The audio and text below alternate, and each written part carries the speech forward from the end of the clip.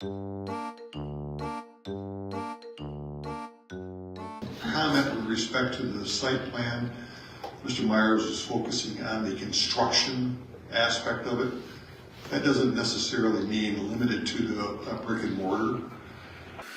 But even if it was, there's nothing on the site plan that shows where the dog park was. The ordinance requires that you show where fencing's at. There's a fence back there. It doesn't show where you're going to park overnight guests. It doesn't show where you're going to have generators. So the site plan did not detail those things, and they were required to. And they used it in violation of what they presented.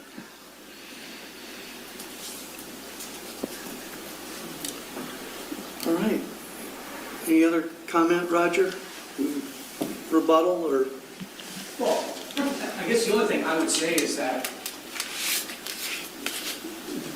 with regard to the last comment that Mr. Whitmire stated, you have to keep in mind that some of the questions regarding litigation relate to what may have transpired in the past, okay? So if we're talking about like use of that dog park, for example, it was admitted that it was used at one point in time, but then it was ceased and desist, and now it hasn't been used.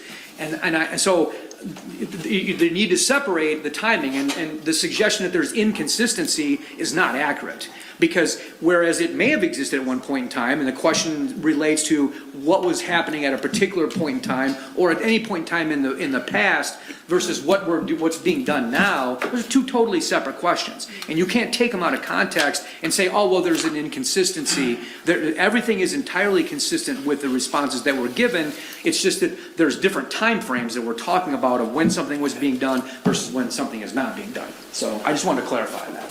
All right, thank you.